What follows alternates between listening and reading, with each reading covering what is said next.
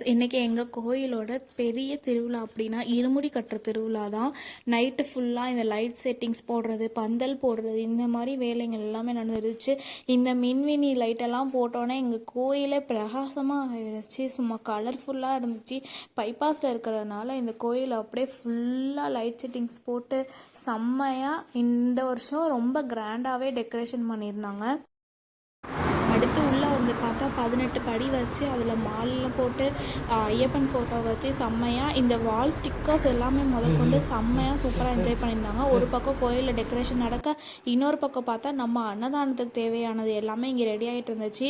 நம்ம சமையல்கார் எல்லாமே வந்து இங்கே சமைச்சிட்டு இருந்தாங்க. ஃபுல்லாக ஒரு 2000 பேர்த்துக்கு சாப்பாடு ரெடி பண்ணிகிட்டு இருந்தோம். நைட்டு ஃபுல்லாக வேலை. அது மட்டும் அல்லாது நம்ம அன்னதான பிரபு தான் ஐயப்பன். அதனால அன்னதானம் போட்டுட்டு தான் கோயிலுக்கு வருஷம் கிளம்பணும். வருஷம் எங்கள் கோயிலில் 6ஆம் தேதி நடக்கிற அன்னதான விழா இதுதான். அடுத்த நாள் காலையில் யாகம் இருந்துச்சு. யாகம் முடிச்சுட்டு மதியானம் சாப்பாடு எல்லாமே ரெடி பண்ணிட்டோம்.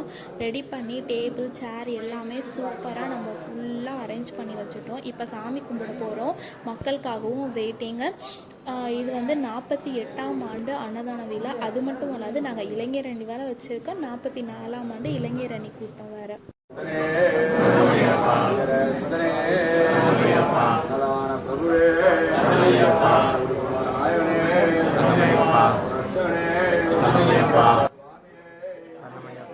இப்படி நாங்கள் எல்லாம் சாமி கும்பிட்டு சாமியே சரணமையப்பான்னு சொல்லி ஒரு பக்தியோடு ஆரம்பித்து, ஒன்று நல்லா புரிஞ்சுக்கோங்க, இங்கே இருக்கிறவங்க யாருமே சாப்பிட்றதுக்காண்டி வரல, பரிமாறுறதுக்காண்டி, எங்களோட சேவையை செய்கிறதுக்காண்டி, எங்களோட தொண்டு சாமியே சரணமையப்பா ஐயப்பனுக்கு செய்கிறதுக்காண்டி நாங்கள் எல்லோரும் வந்திருக்கோன்னு எங்கள் கோயிலில் இருக்கிற செயலாளர்கள் எல்லாருமே, அடியார்கள், எங்கள் சுற்றி இருக்கிற நண்பர்கள் எல்லாரும் இந்த அன்னதான கூட்டத்தில் கலந்துக்கிட்டாங்க. 48ஆம் ஆண்டு இந்த அன்னதானம் ரொம்ப சிறப்பாக சூப்பராக நடந்துச்சு. போன வருஷத்தோட இந்த வருஷம் செம்மையாக 2000 பேர் சூப்பராக வந்து சாப்பிட்டுட்டு போயிட்டாங்க.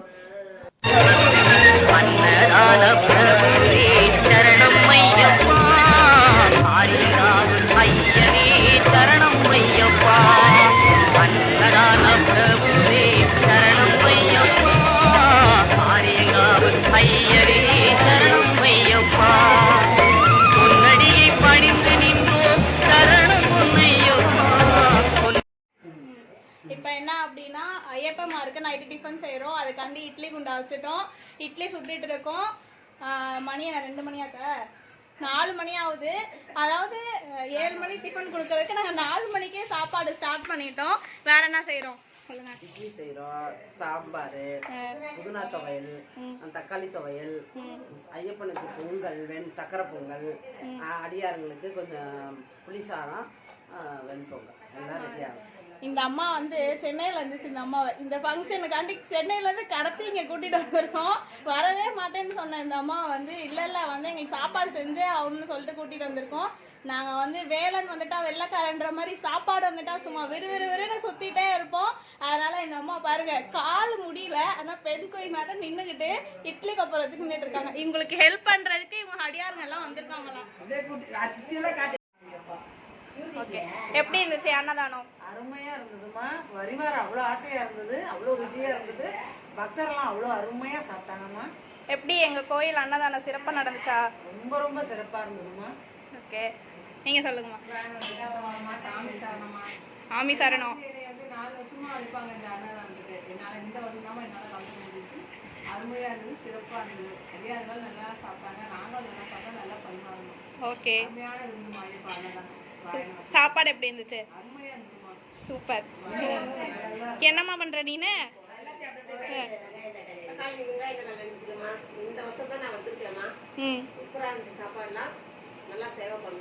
சூப்பர். வேற என்ன பண்ணீங்க? சேவை பண்ணீங்க, பரிமாறினீங்க, சாப்பிட்டீங்களா? சாப்பாடு எப்படி இருந்துச்சு? அருமையா இருந்துச்சு. அப்படியா? சூப்பர். இந்த அம்மா வந்து இப்போ சொல்ல வேணாம், பெண் குயின் 2, எங்கள் வீட்டு பெண் குயின் 1னா பெண் குயின் 2, எங்கே இருந்தாலும் நாங்கள் அழைச்சாலும் இந்த அம்மா வந்து வந்துடுவாங்க. எப்படி இருந்துச்சு சாப்பாடுலாம்? ஓகே, நல்லா இருந்துச்சு. நல்லா பரிமாறினா எல்லாரும் கிட்டத்தட்ட 2000 பேருக்கு மேலே சாப்பிட்டாங்க. எல்லாரும் மன திருப்தியாக சந்தோஷமாக போனாங்க. ஓகே, எல்லாரும் மன திருப்தியாக சந்தோஷமாக போனாங்க. ஓகே. எல்லாரும் மன திருப்தியாக சந்தோஷமாக போனாங்க. எல்லாரும் மன திருப்தியாக சந்தோஷமாக போனாங்க. எல்லாரும் மன திருப்தியாக சந்தோஷமாக போனாங்க. ஓகே. எல்லாரும் மன திருப்தியாக சந்தோஷமாக போனாங்க. இந்த அம்மா பற்றி நான் சொல்லணுன்னா அதுக்கு வார்த்தையே கிடையாது. சாப்பாடுன்னு வந்துட்டாலே பிரியமான சாப்பாடு எல்லாருமே செஞ்சு கொண்டு வந்துடுவாங்க. சொல்லுங்கள், சாப்பாடு எப்படி இருந்துச்சு?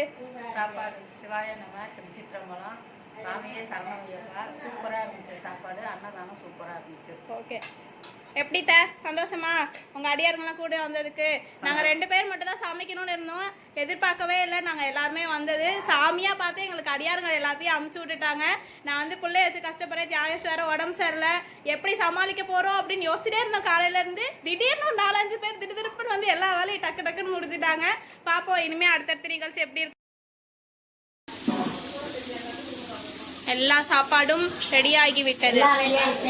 ஆமாம், எல்லாம் வந்து இப்போ கோயிலுக்கு கிளம்பிட்டாங்க. எங்கள் அத்தை மட்டும் கிளம்பல. சமையல்காரவங்க எப்படி இருப்பாங்களோ அது மாதிரி நின்றுட்டு இருக்காங்க.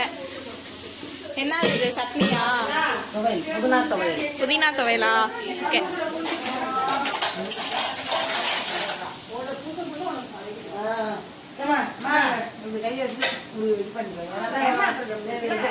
எல்லாரும் பரபரன்ட்டு கோயிலுக்கு கிளம்பிட்டு இருக்காங்க. A few moments later. எல்லா வேலையும் முடிஞ்சு சாயங்காலம் ஆயிடுச்சு. இப்போ நம்ம என்ன பார்க்க போகிறோம் அப்படின்னா, எங்கள் ஏரியாவில் 2 கோயில் இருக்குது. சுந்தராஜ நகர் கோயில் ஒன்று, பிள்ளையார் கோயில் ஒன்றுன்னு சொல்லுவோம். இந்த சுந்தராஜ நகர் கோயிலேருந்து இப்போ பிள்ளையார் கோயிலுக்கு, அதாவது இருமுடி கட்டுற விழா கோயிலுக்கு பூ தட்டு எடுத்துகிட்டு போகிறது. அதுவும் யார் மெயினாக எடுத்துகிட்டு போகிறோம் அப்படின்னா பெண்கள் தான். பெண்கள் ஏன் இந்த விழாவில் ரொம்ப சிறப்பாக அவங்கள கொண்டாடுறோம் அப்படின்னா, என்னதான் 365 நாள் அவங்க வீட்டில் வேலை பார்த்தாலும் இந்த இருமுடி கட்டுற கணவர்மார்கள், அண்ணன்மார்கள், தம்பிமார்களுக்கு இருந்து வேலை செய்கிறது பெண்கள் தான். சக்தி இல்லை என்றால் சிவன் இல்லையேன், அந்த ஒரு எண்ணத்தில் நாங்கள் இந்த ஆரம்பித்து 2 வருஷம் ஆகுது. இதை ஆரம்பிக்கிற ஐடியா கொடுத்தது நாங்கள் தான். எங்கள் மாமா தான் இதை வந்து ஃபுல்லாக நடத்துறது. எவ்வளோ அன்பாக ஒரு சிரிப்போட எல்லாத்துக்கும் பாசமாக இந்த தட்டை எடுத்து கொடுக்குறாரு பாருங்கள். இந்த விழாவை பெண்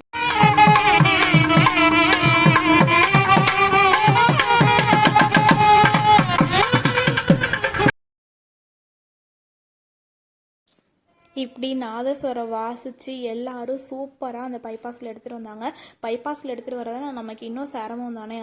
ஆனால் அது கொஞ்சம் கூட டிராஃபிக் ஆகாமல் நம்ம கூட இருக்கிறவங்க எல்லாருமே சூப்பராக ஆர்கனைஸ் பண்ணி எல்லாத்தையும் நல்லபடியாக கொண்டு வந்து கோயிலில் சேர்த்துட்டாங்கங்க. இப்போ நம்ம கோயிலில் என்ன பார்க்க போகிறோம் அப்படின்னா தீபார்த்தனை தான். இந்த பெண்கள் எல்லாருமே அழகாக நடந்து எப்படி ஒரு சிரிப்போட ஒரு கலையோடு எடுத்துகிட்டு வராங்க பாருங்கள். அவங்களுக்குலாம் அவ்வளோ ஒரு சந்தோஷம். ஐயோ, நம்மளும் ஒரு பொருட்டாக நினச்சி இவ்வளோ ஒரு விழாவை சிறப்பிக்கிறாங்க. நீங்களே பாருங்கள், எவ்வளோ ஒரு அழகான சிரிப்பு பாருங்கள். எல்லாத்துக்கும் செம்மையாக சூப்பராக நடந்துச்சு.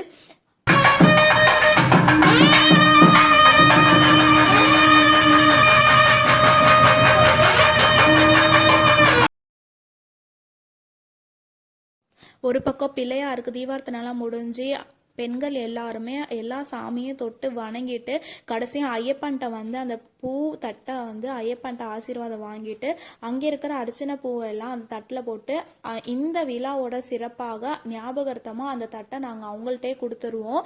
வருஷம் இதுதான் அட கருப்பென்றால் சும்மாவா, ஐயப்பன்னா சும்மாவா அப்படின்ட்டு ஒரு ஆன்ட்டிக்கு அங்கே சாமி வந்துருச்சு. கோயிலே அதை வேடிக்கை பார்த்துட்டு இருந்தாங்க எல்லாருமே. கடைசியாக திருநீரை போட்டு அவங்கள வந்து அமர்த்திட்டோம். இங்கிட்ட ஒரு பக்கம் இந்த விழா நடக்க, அடுத்த இருமுடி கட்டுறதுக்கான விழா வந்து ஸ்டார்ட் பண்ணுறதுக்காண்டி எல்லாமே ரெடியாக இருந்துச்சு. சூப்பராக எல்லாமே சிறப்பாக போயிட்டு இருந்துச்சு. கடைசியாக என் வீட்டுக்கார் வந்து இருமுடி கட்ட போகிறாரு. இவர் இருமுடி கட்டுறதுக்குள்ளாட்டி 10:30 மணி ஆயிடுச்சு. ஏன்னா நானும் தம்பி அங்கே போகல, பனி வேறு. அதுவும் இல்லாமல் தியாகேஷ்க்கு ரொம்ப ஹை ஃபீவராக இருந்துச்சு. அதனால் இருமுடி கட்டும் போது எங்களால் அங்கே இருக்க முடியல. ஏன்னா இவங்க தான் லாஸ்ட்டு கட்டுறனால அந்த தருணத்தில் நாங்கள் இருக்க முடியல. நான் ரொம்பவே மிஸ் பண்ணேன். என் மாமா வந்து இருமுடி கட்டி 35 வருஷம் ஆச்சு. அவர் தீட்சை எடுத்தனால இருமுடி கட்டி மலைக்கு ஏறக்கூடாதுன்னு குருநாதர் சொன்ன ஒரு காரணத்துக்காண்டி, ஆனாலும் அதை கடைப்பிடிக்கணும் அப்படின்ற அவரோட இருமுடியை வந்து அவங்களோட வளமுறையாக வர பையனுக்கு கொடுத்துருவாங்களாம். அதனால என் வீட்டுக்கார மாமாவோட அந்த நெய் தேங்காவை சுமத்திட்டு போவாங்க. ஸோ அந்த நிகழ்ச்சி தான் இங்கே நடந்துட்டுருக்கு. அவங்களோட இருமுடி தேங்காவை இவரோட பையில வச்சு அமுச்சு விட்ருவாங்க.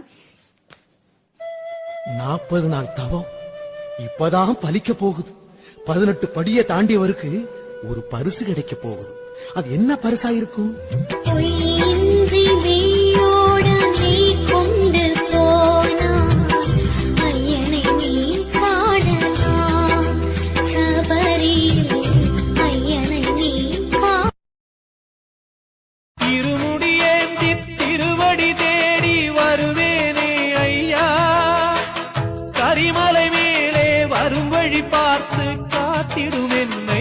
கடைசியாக இருமுடி ஏற்றிட்டாரு. இந்த இருமுடிக்கு முன்னாடி நிறையா விஷயம் நடக்கணும். சக்கரை பொங்கல் வச்சு கருப்பசாமியை நினச்சி வாசலில் தேங்காய் உடச்சி அதுக்கப்புறம் தான் வீட்டிலேருந்து வெளியே வரணும்.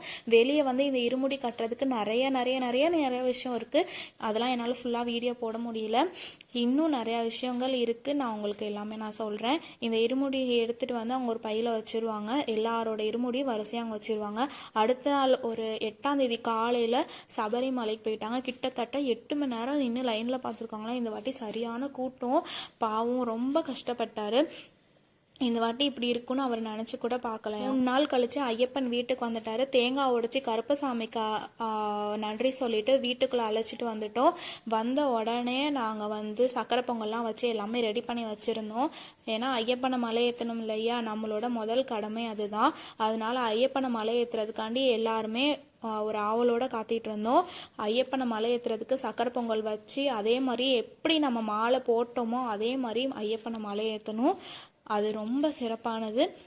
ரொம்பவே கஷ்டப்பட்டு மலைக்கு சரணமையப்பா ஐயப்பனை மலை ஏற்ற போகிறோம். சரணமையப்பா சரணமையப்பா சரணமையப்பா சரணமையப்பா